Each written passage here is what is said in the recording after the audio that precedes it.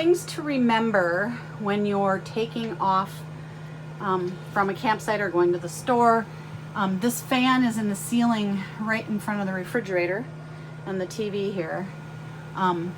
The knobs for opening the cover that's on the roof is there. The fan speeds. This needs to be shut, and then there's a lock here before you take off because the wind could take that cover off. So we'll have a checklist to remember to do on the dashboard so you don't forget. There's also a fan in the bathroom. That one does not have a cover that comes up, so if you forget that one, there's no harm. That one you push up with that handle that's sticking out the bottom. Oh, you do? Yeah. Okay, so let's see. Okay, this one you pull down and it's closed. Okay. And then, but it's not going to suck any air out until you push the handle up. Oh. What if you took off driving with that pushed up? That's okay. I don't think you would get any water in it. No, what about the roof? Is there anything that would fly off with the wind? It's probably best to shut it off for safety. Pull it down. I left it open before by accident. I forgot, and nothing happened. Okay. So if we're saying that, we're allowing people to do that, and we're not going to hold them responsible. Yeah, I don't think there's anything that could fly off the top of this thing. Okay. But if you don't want any cold air to get in, say you're camping on a cold night or something, Then you want to pull it down. You want to close it. Okay, let's shut that light off. And then this is the closet that's right next to the stove for storage. What is that in that black container there that's rolled up? I think that's a jack. Oh, okay. I've never used it. Thankfully. But yeah, it's a jack. Well, most people will have roadside assistance, so they shouldn't have to use it. And that is? This is a air pump. Okay. For for pumping up the tire, the spare tire, there's some hangers in there. All right. Down in here, I've got kitchen towels. I've got some containers for leftovers, some sweeteners, some spice staples, some hot pads. And then in the bottom drawer, I've got a colander with a bowl, a cutting board, and some plastic silverware. In these drawers by the sink, silverware, knives, some handy little things like that you may need, a can opener, and then in the bottom drawer, a couple pans, a frying pan and a saucepan, and a splatter guard if you're making bacon. You can have that. The stove is, this stays up, and it's a 2-burner. You push the button and use the lighter that's in the cabinet over there by the door. No, it's got an automatic light. Oh, it does automatic. Okay. So you just push the button and it automatically lights. You just got to have the stove turned on to a certain level, right? Like it's off right now. But you would have to turn it on and then push the button and it pops on.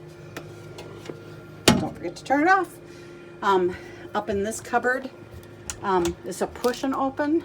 Our plates, we put paper towels in there to keep them from rattling when you're driving. And then in this cabinet is a pull. There's some plastic stemless wine glasses and water glasses and some paper cups. Coffee maker, if you've asked for a coffee maker, and we'll have a grinder in here as well. The sink, we keep it over here when we're driving, or I put a paper towel under here so it doesn't drip when you've been using it. This lifts up for doing dishes. Down here, there's dish soap, sponges, cleaner, disinfectant wipes, and then some garbage bags and a garbage can. Tell them about the water. Yeah, I'll let you tell them. So this hangs up here on these little hooks right here. So if you want to stack dishes, it's not very big. So if you want to lay a towel down on the counter and dry them, that sometimes works better.